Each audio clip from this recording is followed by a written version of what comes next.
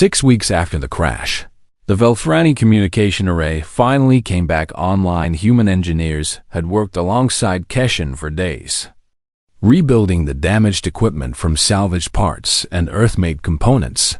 The result was a hybrid system that should never have functioned.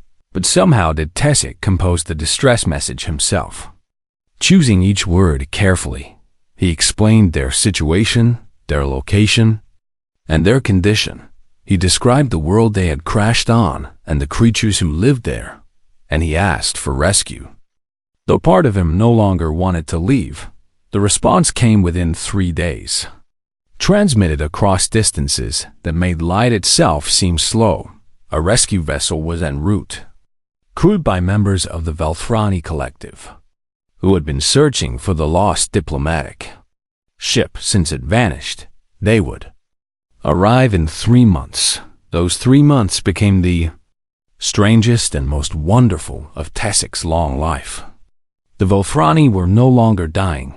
The synthetic blood treatments had stabilized all 5 survivors, giving them time to heal properly. Human doctors and Velthrani patients worked together to understand each other's biology, creating medical knowledge that would benefit both species for generations.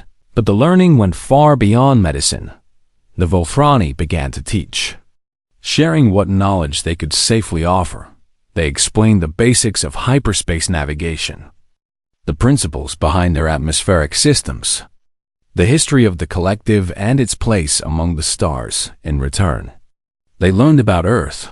They studied human history, that long and bloody and beautiful record of a species that had fought its way from caves to cities without any help. From the outside universe, they read human literature and listened to human music and watched human art, trying to understand how such a young civilization could produce such depth of emotion. Tessic spent long hours with Yuna, walking through the forests around the facility and talking about everything and nothing. She told him about her childhood in a small town, about her dreams of seeing the world, about the family she loved and the life she had built. He told her about Velthra Prime, about the 3 centuries he had spent traveling between stars, about the 1,000 species he had encountered and the treaties he had negotiated. None of them were like you, he said one evening as they watched the sunset paint the mountains gold. I have met warriors and traders and scholars and priests, and none of them would have done what your people did for us. Yuna leaned against his side, her small body warm against his. We are not special, she said. We just did what anyone would do. Tessic made the Velthrani sound that meant gentle disagreement. That is what makes you special, he said. You truly believe that helping strangers is normal, that kindness to outsiders is expected, that suffering for others is simply what people do. The rescue ship arrived on a bright morning in spring. It descended through the atmosphere with grace that the crashed diplomatic vessel had never possessed. Settling onto the field that humans had prepared for it, the hatch opened, and Commander Velric stepped out into Earth's air, wearing a breathing apparatus that looked primitive compared to what the humans had built. She stopped at the bottom of the ramp and stared at the scene before her. Thousands of humans had gathered to watch the departure, filling the hills around the landing site with faces of every color and age. They held signs and banners, not of protest but of farewell, wishing the Velthrani safe travels and hoping they would return someday. Among them stood the people who had worked hardest to save the survivors. Dr. Mincio Park, exhausted but proud, Ji-Hoon Kang, recovered from his ordeal and standing with his wife and children. Scientists and engineers and doctors from a dozen countries, and Yuna Zhang, the park ranger who had started it all with one act of compassion in a burning forest. Commander Velric walked through the crowd, her 4 eyes wide with disbelief. What is this? She asked Tessic, who stood waiting for her. These are the people who saved us, Tessic said. All of them in their own way. Velric had read the reports. She knew what had happened. The crash and the dying and the desperate fight for survival. But reading words on a screen was nothing compared to seeing the evidence with her own eyes. These short-lived creatures, with their fragile bodies and their divided nations and their history of war against each other, had come together to save 7 strangers who meant nothing to them. This should not be possible, Belric said. Tessic smiled, an expression he had learned from the humans. I thought the same thing, he said. But I have come to understand that this is simply who they are. The farewell ceremony lasted 3 hours. Speeches were given in languages that required translation, expressing gratitude and hope and sadness in equal measure. Gifts were exchanged, small tokens that would mean more than any treasure. And then it was time to go. Tessic stood before Una for the last time, knowing that he would probably never see her again. The distances between stars were too great, the lives of humans too short, for any promise of reunion to be meaningful. Thank you, he said. The words impossibly small for everything he felt. Una reached up and touched his face, her fingers gentle against his silver-blue skin. Thank you for letting us help, she said. Thank you for showing us that we are not alone. Tessic made a formal request to Commander Velric before boarding the ship. He asked permission to leave something behind, a gift that would mark Earth as a protected world in Velthrani space. Velric did not hesitate. These people have earned it, she said. The collective will honor their compassion. The beacon was placed on a hillside, overlooking the field where the rescue ship had landed. It was a small device, no larger than a human fist, but it broadcast a signal that would reach every corner of the galaxy. The message was simple. This world is under the protection of the Velthrani collective, a people of exceptional kindness and courage, not to be exploited but to be honored. Tessic spoke one last time before the ship departed. His words broadcast to the crowd below. We came here by error, he said. We crashed on your world expecting to die among strangers who had no reason to help us. And instead, we found something the galaxy does not believe exists. He paused, looking out at the sea of human faces. You fought for us when there was no reward, he continued. You suffered for us when there was no obligation, and you loved us when there was no reason. And we will make sure the stars remember what you have done. The ship rose into the sky, carrying 5 Velthrani survivors back to their people. Below, thousands of humans watched it go, waving at the silver speck until it vanished into the blue. Una stood alone on the hillside beside the beacon, listening to its soft hum. She did not know if the Velthrani would ever return. She did not know if humanity would ever travel among the stars. But she knew that something had changed. Something fundamental and permanent and good. The universe had found Earth by accident, and Earth had shown the universe what it meant to be human.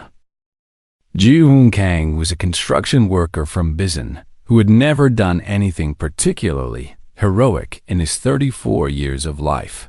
He had built apartment buildings and office towers, worked with his hands, raised 2 children with his wife, and watched the news about the aliens with the same mixture of wonder and fear as everyone else. When the call went out for volunteers willing to undergo an experimental procedure to save the Velthrani, he did not hesitate. His wife asked him why, and he struggled to find the words. They are alone, he said finally. They are far from home and dying among strangers. And someone has to help them, and I have good blood, so why not me? The screening process took 2 days. Doctors analyzed the genetic markers of all 3 volunteers and determined that Ji-Hoon was the best match for the procedure.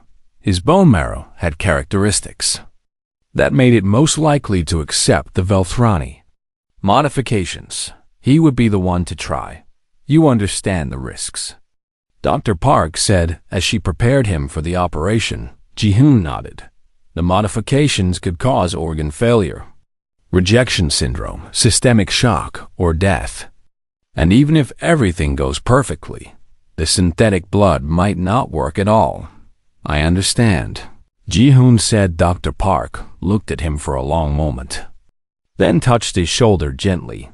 "You are a brave man," she said. "I am a scared man," Ji-hoon replied with a small smile. "But I am more scared of doing nothing when I could have helped." The procedure began at 6 in the morning. Ji-hoon was placed in a sterile chamber while doctors injected his bone marrow with the modified Velfrani genetic markers. The changes would theoretically allow his body to produce compounds similar to Velfrani blood, which could then be extracted and given to Tessic. The pain started within the first hour. Ji-hoon's body recognized the foreign material and began fighting it, sending him into waves of fever and chills that left him shaking on the operating table. His blood pressure dropped, then spiked dangerously high. His heart rhythm became erratic, setting off alarms that brought medical teams running. Dr. Park stayed at his side through all of it, monitoring his vitals and making adjustments to the procedure in real time. She worked for 16 hours straight, barely eating, never resting, fighting to keep Ji-hoon alive while his body tore itself apart from the inside. In the waiting room, Tessic watched through a video feed and felt guilt crushing his chest. This human was suffering for him, a stranger from another world. Yuna sat beside him, her hand in his, but she said nothing. There was nothing to say. The crisis came at hour 14. Ji-hoon's kidneys began to fail, and his temperature spiked so high that Dr. Park feared brain damage. The other doctors urged her to stop the procedure, to let the modifications die in his body before they killed him. She refused. "He volunteered for this," she said, her voice steady despite her exhaustion. "He chose to take this risk, and I will not betray that choice by giving up." She administered an experimental cocktail of drugs designed to stabilize his immune response, then held her breath and waited. The minutes stretched like hours. Cashin arrived in the observation room and stood beside Tessic, his 4 eyes fixed on the screen. "If he dies for us," Cashin said quietly, "we will carry that debt forever." "I know," Tessic replied at hour 16. Something changed. Ji-hoon's fever broke. His vitals began to stabilize, slowly at first and then with growing strength. The monitors showed his bone marrow beginning to produce the modified compounds, the synthetic Velfrani blood that might save Tessic's life. Dr. Park allowed herself exactly 3 seconds of relief before getting back to work. The extraction process was delicate, requiring perfect timing to collect the synthetic blood before Ji-hoon's body destroyed it. She worked with a precision that seemed impossible after so many hours without sleep, her hands steady despite everything. By hour 18, they had enough. The synthetic blood was loaded into a specially designed transfusion system and carried to Tessic's chamber, where he waited with something between terror and hope in his heart. "This might not work," Dr. Park warned him. "Your body might reject it, or the compounds might be too different to function properly, or something else might go wrong that we cannot predict." Tessic looked at the bag of blood, that strange mixture of human and Velfrani biology that existed only because a construction worker from Bizon had been willing to suffer for him. "It will work," he said. "It has to work, because too many people have given too much for it to fail." The transfusion began. For the first hour, nothing seemed to happen. Tessic lay in his bed and watched his vital signs with growing despair, seeing no improvement in the numbers that measured his dying body. Then, slowly, things began to change. His blood oxygen levels improved, his organ function stabilized. The deadly decline that had been killing him for days began to reverse itself. Dr. Park checked the readings 3 times before allowing herself to believe them. "It is working," she whispered. "The synthetic blood is working." Cashin collapsed against the wall, his body shaking with relief. Yuna buried her face in her hands and wept. Tessic closed his 4 eyes and thought of Ji-hoon, the human who was now connected to him in a way that transcended species or language or the vast distances between stars. I want to see him, Tessic said when he could speak again. I want to thank him. They brought him to Ji-hoon's recovery room 2 days later. When both of them were strong enough to walk, the construction worker looked pale and thin, with dark circles under his eyes and bandages covering the injection sites on his chest. But he smiled when Tessic entered the room. You look better, Ji-hoon said through a translation device. Tessic knelt beside his bed, a gesture of respect among the Velthrani that he had never offered to anyone outside his own species. You saved my life, he said. You suffered for me, and I do not know how to repay such a gift. Ji-hoon shrugged, though the movement made him wince. I have children, he said. Someday they will ask me what I did when the aliens came. And now I can tell them that I helped. Tessic looked at this ordinary human, this father and worker and citizen of a world that had known nothing of the stars. Until 2 weeks ago, your children will be proud, he said. And so will the galaxy when they hear what your people have done. Ji-hoon reached out and touched Tessic's arm. The same gesture Yuna had used in the forest when they first met. Just stay alive, he said. That is all the thanks I need. Tessic nodded. And for the first time since the crash, he truly believed he might survive. 3 days after the crash, the 5 surviving Velthrani were moved to a converted research facility in British Columbia. The building had been a marine biology station before the government cleared it out and transformed it into something between a hospital and a sanctuary. The walls were now lined with equipment from a dozen countries, donated or loaned by organizations that wanted nothing more than to help. Tessic walked through the corridors and marveled at what the humans had accomplished in such a short time. They had built atmospheric chambers that replicated conditions close to Velthra Prime.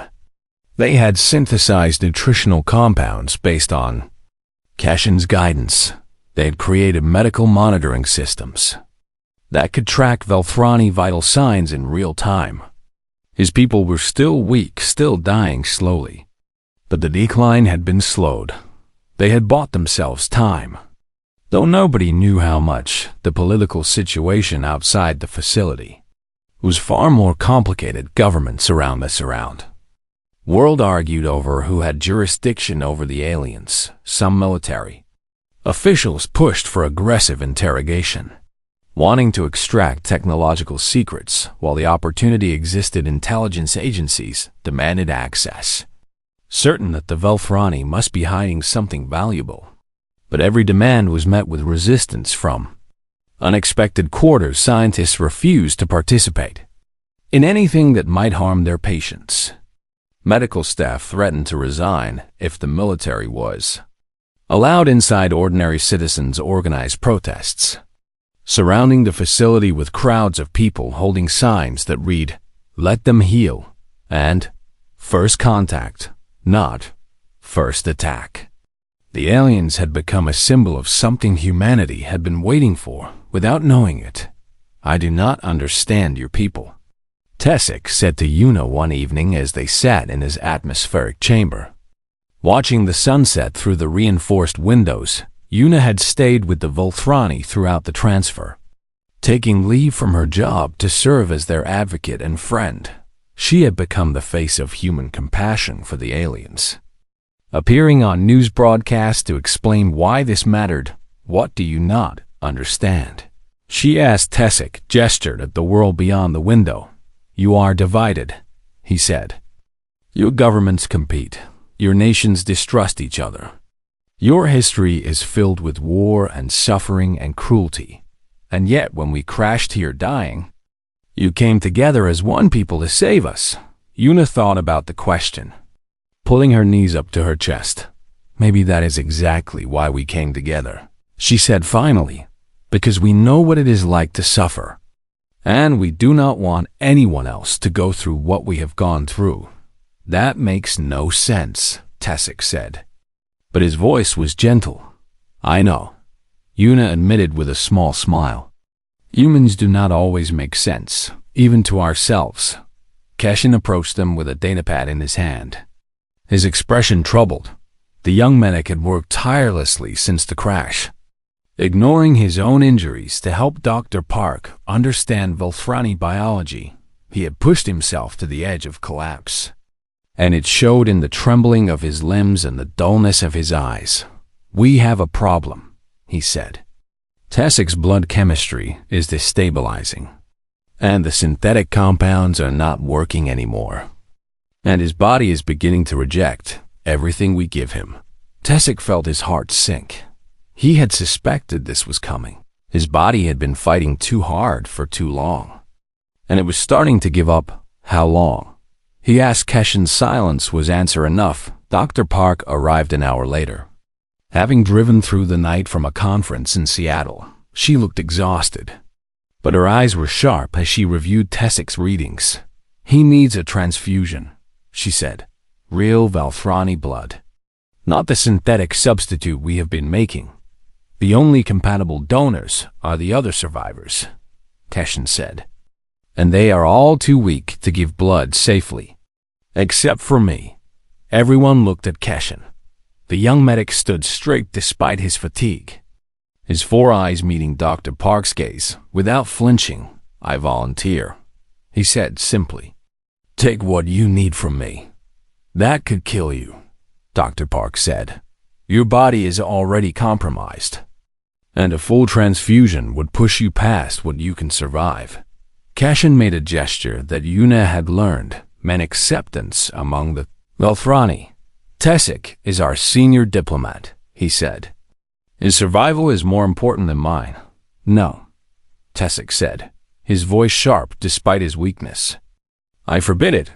Keshin turned to him with something like surprise. "This is not your decision, sir," he said. "My life is my own to give, and I am telling you that I will not accept it," Tessik replied. "I have lived 300 years, and you have barely seen 60, and I will not buy more time for myself with your death." The argument continued for hours. Keshin insisted on sacrifice. Tessik refused to allow it, and the humans watched this debate with growing desperation.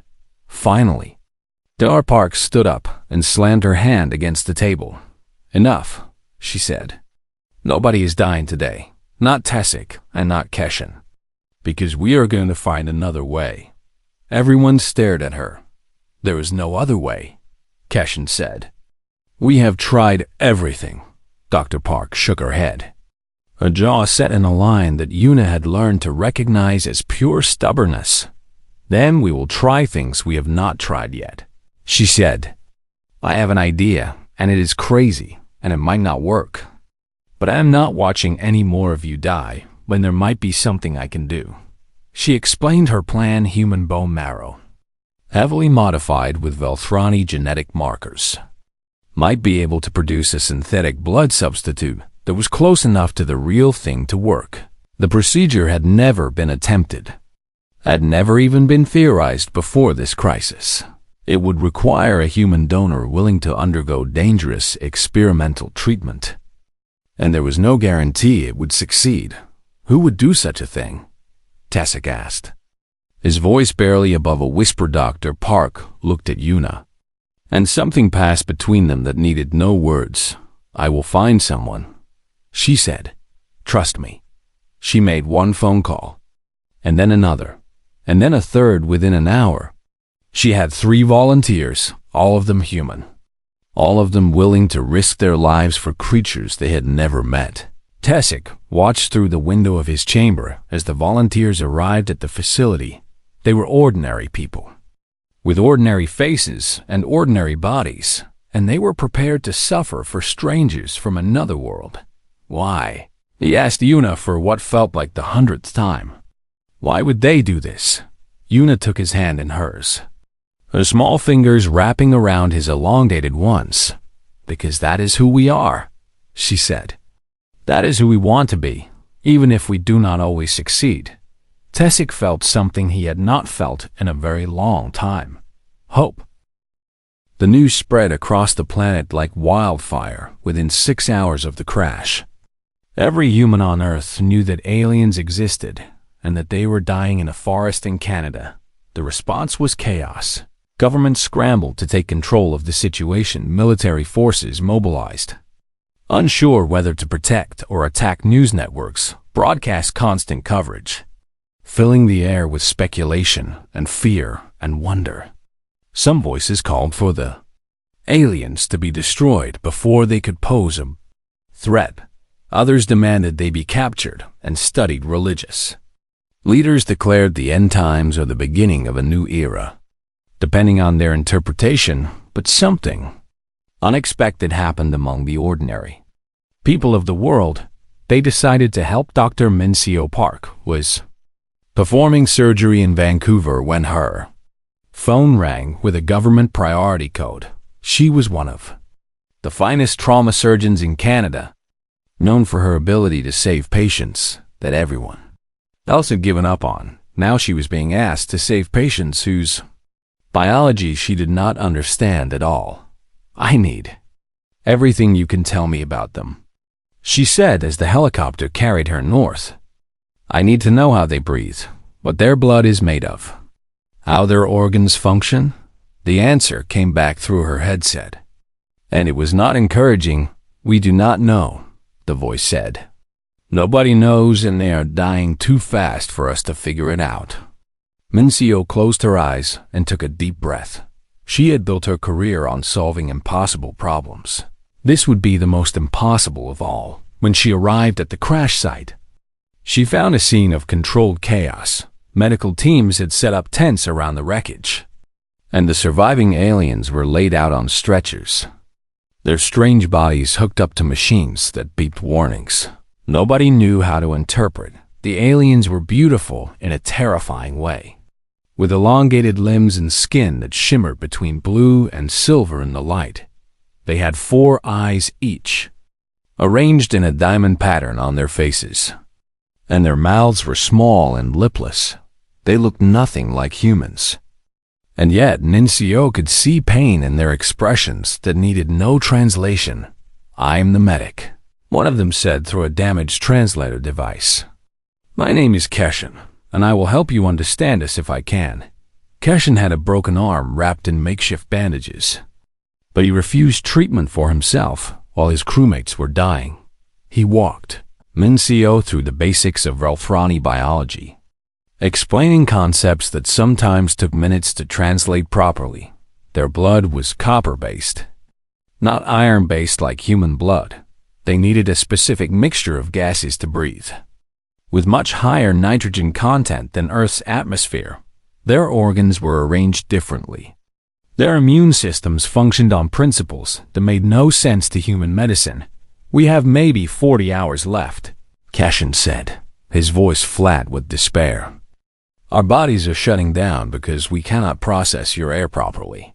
Mincio looked at the dying aliens and made a decision. "Then we have 40 hours to figure out how to save you," she said.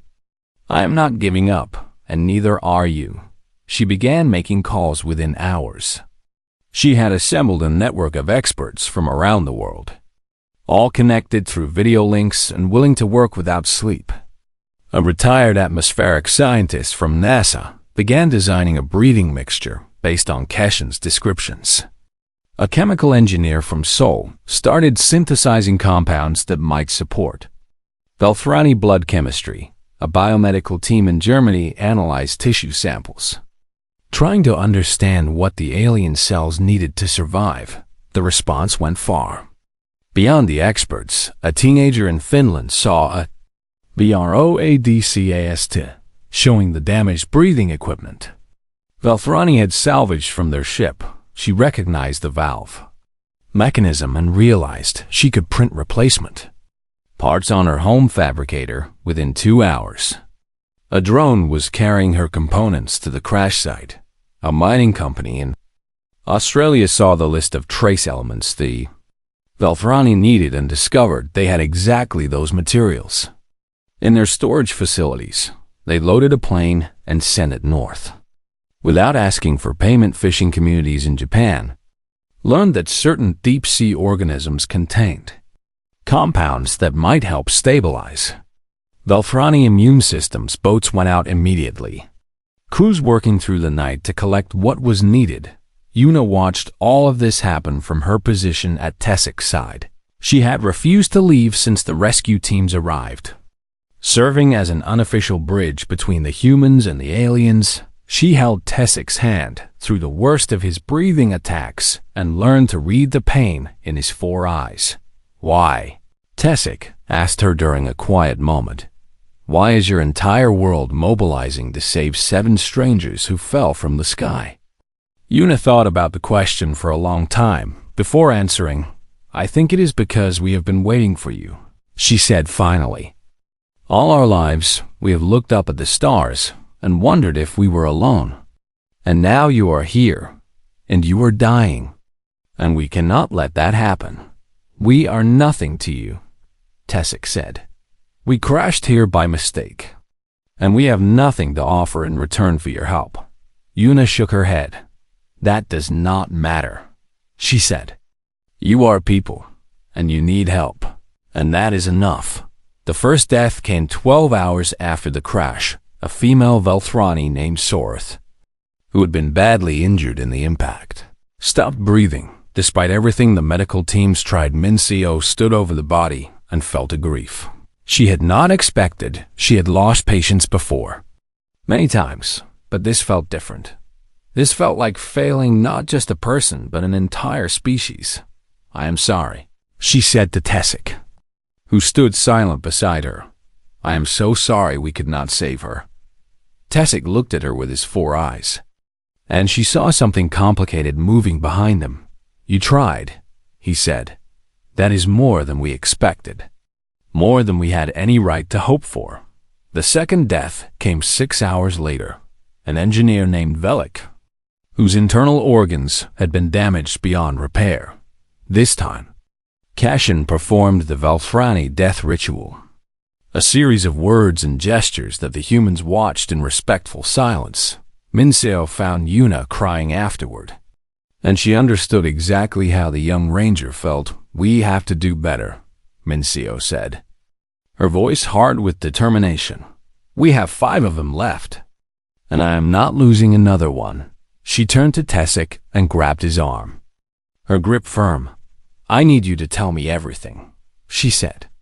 "Every detail about your biology that you think might help, even if it seems unimportant, because there has to be something we are missing." Tessik looked at this small, fierce human who had worked without rest for almost 20 hours and felt something shift in his understanding. These creatures were fragile, with their soft bodies and their short lives and their single pair of eyes, but there was something in them that burned brighter than anything he had encountered in 3 centuries of travel among the stars. "I will tell you everything I know," he promised, "and together we will find a way to survive." Mincio nodded once, sharp and decisive. "Good," she said, "because I made a promise to your friend Cashin that I would not let the rest of you die, and I intend to keep it." The ship screamed through the upper atmosphere like a dying star, trailing fire and broken metal across the night sky over northern Canada. Inside the vessel, Tessik gripped the emergency restraints and watched the navigation console flicker with impossible numbers. This was not the Meridian Station. This was not anywhere in charted space. The hyperspace jump had gone wrong in ways that should not have been possible. And now 7 members of the Velthrani Collective Diplomatic Corps were plummeting toward an unknown world with no way to call for help. "Brace for impact," the pilot shouted, her voice cutting through the chaos of alarms and sparking systems. Tessik closed his 4 eyes and thought of home, of the silver towers of Velthra Prime, of the family he would never see again. The crash tore through ancient pine trees like they were nothing. Metal shrieked and folded. The world became noise and pain and darkness when Tessik opened his eyes again. He found himself hanging upside down in a wreck that barely resembled a ship. Anymore, the air was wrong. He could taste it immediately. The strange mixture of gases that his lungs could not properly process. His people needed a nitrogen-heavy atmosphere with specific trace elements. And this world offered something close, but not close enough. They could survive for perhaps 72 hours before their respiratory systems began to fail. Status report. Tessic called out. His voice weak. The responses came slowly. 3 crew members were dead, killed instantly in the crash. 4 others were alive, but injured, including their only medic, Keshin, who had a compound fracture in his lower left arm. The communication array was completely destroyed. The life support system was failing. They had no way to call for rescue and no way to survive. Long enough for anyone to find them, Tessic pulled himself free from the restraints and crawled through the wreckage, trying to assess what could be salvaged. The answer was almost nothing. Their situation was hopeless, and every member of his crew knew it. They would die on this unnamed world, surrounded by trees that smelled strange and air that was slowly poisoning them. Hours passed. The sun rose over the mountains, painting the sky in colors that Tessic had to admit were beautiful. At least they would die somewhere peaceful. He was reviewing their dwindling medical supplies when he heard something moving through the forest. Tessic froze. He had no weapon, no way to defend his injured crew. Whatever creature was approaching, they would have to face it with nothing but their bare hands. The being that emerged from the trees was unlike anything Tessic had ever seen in his 300 years of diplomatic service across 17 star systems. It walked on 2 legs and had 2 arms, covered in some kind of fabric wrapping. Its face was flat with 2 small eyes, a nose in the center, and a mouth that fell open in what appeared to be shock. The creature made sounds, a rapid series of noises that meant nothing to Tessic. He reached for his translator, a small device clipped to his chest, but it was damaged and barely functional. It picked up fragments of the creature's language and struggled to process them. What are you? The translator finally managed to interpret. Tessic raised his hand slowly, showing he had no weapons. We are Velfrani, he said, hoping the translator could work in reverse. We crashed here by accident, and we mean no harm to your world or your people. The creature stood very still for a long moment. Tessic watched its eyes move from him to the wreckage behind him, then back to his face.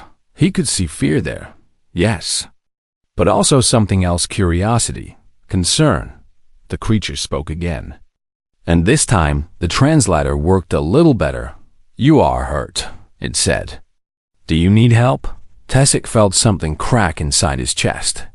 Some wall he had built around his heart during his long years as a diplomat. This being, this strange 2-eyed creature from an unknown world, had encountered something from beyond its sky for the first time. It should have run. It should have attacked. Instead, it asked if they needed help. Yes, Tessic said, and his voice broke on the word. We are dying, and we do not know how to stop it. The creature nodded and pulled a small device from its belt. It spoke into it rapidly. Using words the translator could not fully catch, Tessic heard something about emergency and medical and creatures, and he understood that this being was calling for assistance. My name is Yuna, the creature said. Yuna Jiang, and I am a park ranger here, and help is coming. I promise you that help is coming. Yuna moved closer, her movements slow and careful, clearly trying not to frighten him. She knelt beside Keshin, who had collapsed against the hull of the ship, and examined his broken arm with gentle hands. I do not know how to fix this, she admitted, but I know people who might. More sounds came from her communication device. Voices asking questions she answered with patience. Tessic watched her work, watched her face as she looked at beings that must have seemed like monsters to her. He saw no disgust there, no hatred, only determination. Why? He asked finally. Why are you helping us? Yuna looked up at him, and her small eyes held something that Tessic would spend years trying to understand. Because you need help, she said, as if that was the only answer that mattered. Because you are hurt and afraid and far from home. And nobody should have to face that alone. The sound of machines filled the air. Flying vehicles descending toward the crash site. Tessic tensed. Expecting soldiers, expecting weapons instead. He saw people in white clothing rushing toward them with medical equipment. Their faces showing shock but also focus. They were here to heal, not to harm. Yuna stayed beside him as the medical team swarmed the wreckage, shouting words he could not understand, but whose meaning was clear. They were trying to save his crew. They were fighting to keep strangers from another world alive. Tessic had served as a diplomat. For 3 centuries, he had negotiated treaties with species that would kill for insult and bargained with civilizations that viewed compassion as weakness. Never, in all his years, had he encountered anything like this. These beings had nothing to gain from helping the Volfrani. They had every reason to fear them, to destroy them, to pretend they had never crashed here at all. Instead, they were risking their own safety to save 7 aliens who had arrived uninvited and unannounced. Thank you, Tessic said to Yuna as they loaded Keshin onto a stretcher. I do not know if we will survive, but I want you to know that your kindness will not be forgotten. Yuna reached out and touched his arm, a gesture that seemed to mean comfort in her culture. We are going to do everything we can, she said. I am not going to let you die here. Not if there is anything I can do to stop it. Tessic looked at her strange flat face and her small determined eyes, and he believed her. He did not understand these creatures called humans, but he was beginning to think they might be something special, something the galaxy had never seen before.